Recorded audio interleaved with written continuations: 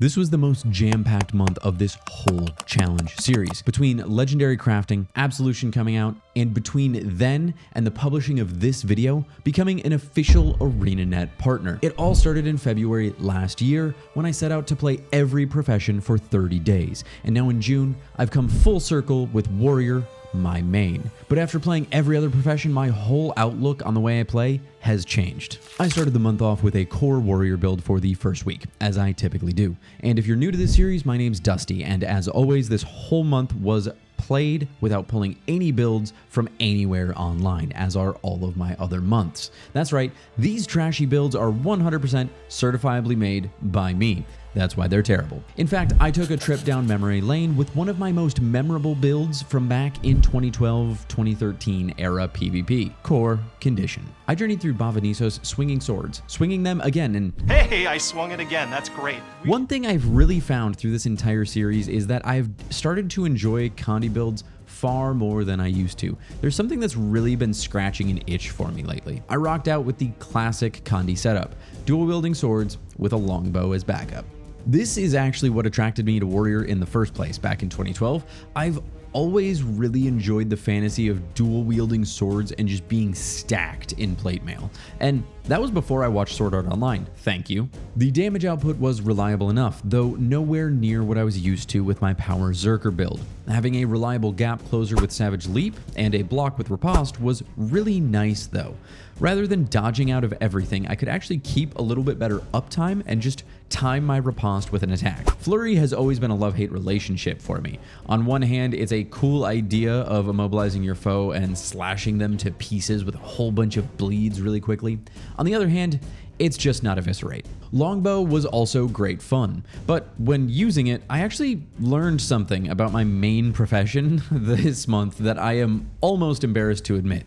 I somehow missed that ArenaNet buffed Longbow to a 1200 range all the way back in 2015. I was on and off playing up until just before End of Dragons, and apparently in the last 3 years or so since I've been playing the game consistently, I've just never bothered to read through those skills. Between Combustive Shot, Fan of Fire, and Arcing Arrow, it was pretty helpful to get lots of tags out there in the Bavanissos meta event. I ran Signets as well, and they were fine, but a little boring, as always. The whole idea was to synergize with Signet Mastery to keep a total of 500 ferocity boosted as much as possible in combat, to increase my crit damage. As Deep Strikes increases my crit chance by 5%, Signet of Rage gives Fury, and Signet of Fury also boosts precision as well. Those synergize really well with Bloodlust, which gives a 33% chance on crit to add a bleed to the enemy as well. I was originally using Burst Precision for guaranteed crits, and therefore extra bleeds on burst. But Furious is also a great choice here, since crits will give you adrenaline and a stacking Condi damage boost. I quite enjoyed Core Condi, but as the first weekend of my Legendary Challenge, full of loads of meta events, passed by, I didn't think I'd be coming back to this build after its time was up. Power Spellbreaker is another all-time certified classic for me. I used to rock this before I thought Berserker was cool. I went the classic peak performance and weapon swapping route, using Kick and Mending for utilities so that I could theoretically keep 100% uptime of peak performance, plus Kick also removes Immobilize with Warrior Sprint, which can be handy from time to time. Power Breaker is a fine build, and it carried me through all the meta events and achievement hunting I needed to do while working on my Legendary Challenge. But as fun as Full Counter is, it's not as satisfying as Berserker or even Core Warrior because your burst damage numbers just never go as high. Therefore, dopamine doesn't go as high. It's just simple science. I don't make it up. But I've got to give it props because just like Condi Warrior, having Full Counter in the arsenal was a wonderful way to keep myself engaged on bosses and not needing to dodge around as much, while also increasing my DPS due to higher uptime. I got pretty great by this point in the month of pushing that block timing to the absolute last second. I do remember using Dagger Axe a lot in the past, and while that's always really effective, I decided to just full send it Spellbreaker style with Double Dagger. While Dagger's Blade Storm isn't exactly as strong as Whirling Axe, it's certainly no slouch either, and the animation is pretty dang cool too. I played around with plenty of swap weapon choices, however. Spear has been one of my favorite all-time power weapon choices for the last year since Janthier came out, and it was good, but it just didn't feel right with Spellbreaker with how much I've really grown to love its Berserk version of the burst skill. But Hammer felt really amazing with Spellbreaker because with Dagger's Aura Slicer and Breaching Slice comboed in with Hammer's Earthshaker, I had triple movement skills and an excuse to use one of my favorite legendaries, Juggernaut, which I will always take. But since I was running Bavanisos meta as much as physically possible, I also broke out dual maces plenty so that I could abuse totally not Gorsevol's Breakbar to do my best Osmosis Jones impression.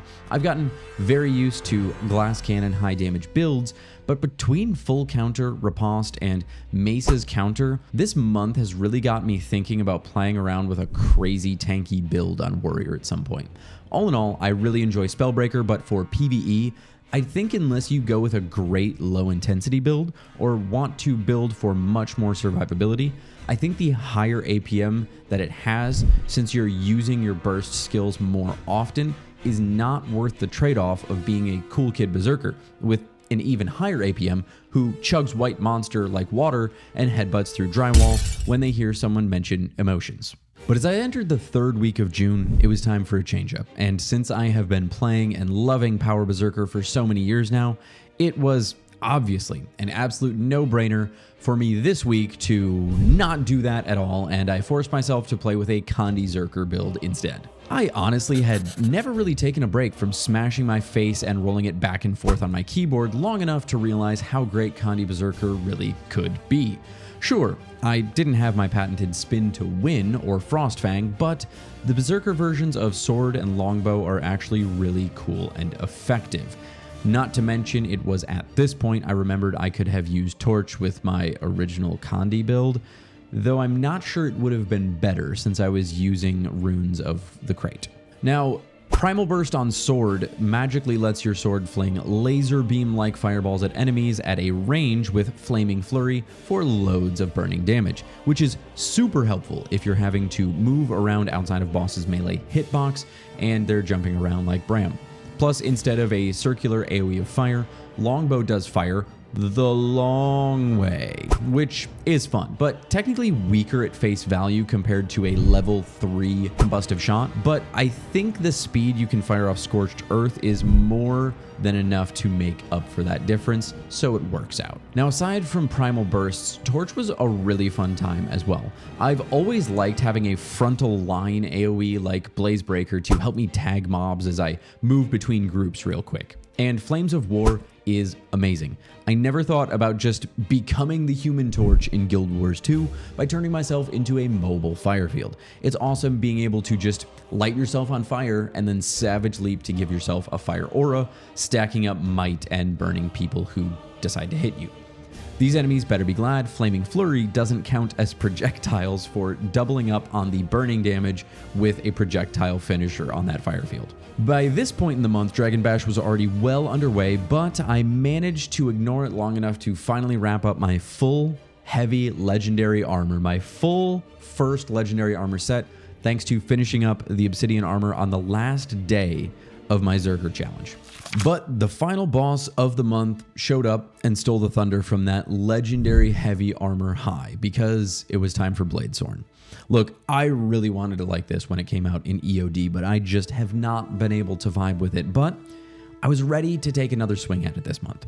I decided to play around with Greatsword a little bit just because I enjoy it, and it's really funny to me having two Greatswords, one of them shooting explosive rockets. But I mostly ran with Dagger Pistol since I wanted to play around with Pistol again, and it's only really buffed when using Bladesworn. The main loop was more or less to stack up Fierce as Fire with a Dragon's Roar, Gunstinger, Dragon's Roar combo for a quick 9 to 10% strike damage increase, and then use Aura Slicer to jump back in, which was really fun, and then swapping over to Gunsaber, using those ammo skills, and then popping into full Dragon Trigger / when I can finally let loose.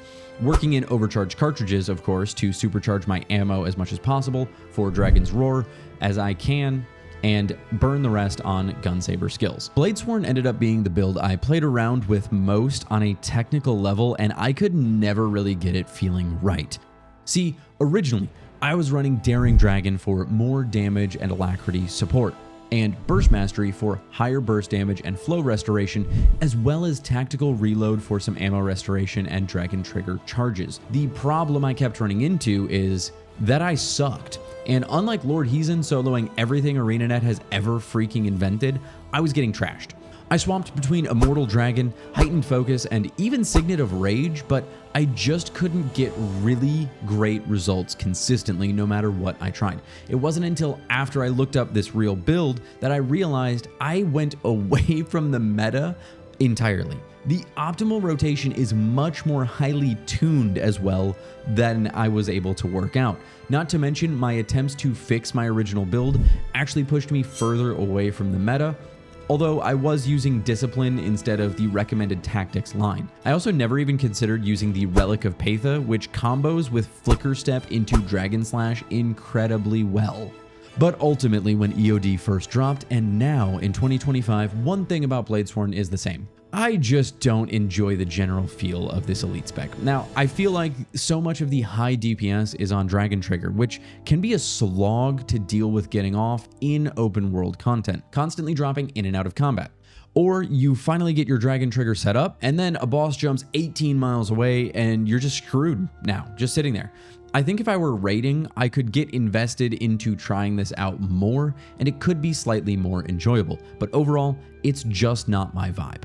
But beyond just Bladesworn, having now spent an entire month on every profession in Guild Wars 2, seriously trying to play them completely blind for the first time in thousands of hours, not only have I found that I enjoy condition builds far more than I ever used to, Condi Berserker having now become my new go-to build in the time following, but I'm looking forward to playing more than just my warrior and finding some great builds made by people who are way smarter at that stuff than I am over at Snow Crows and Meta Battle. Once this challenge is over, anyway, right after I revisit Mesmer and Guardian. And click right here to binge the entire playlist, all 9 professions now. Wait, didn't I say at the start this was the last profession? Well, it was supposed to be, but I didn't have enough time during Mesmer to test out more than one elite spec, and the video that started it all was Willbender for a month. So I'm revisiting just those 2 professions in full next.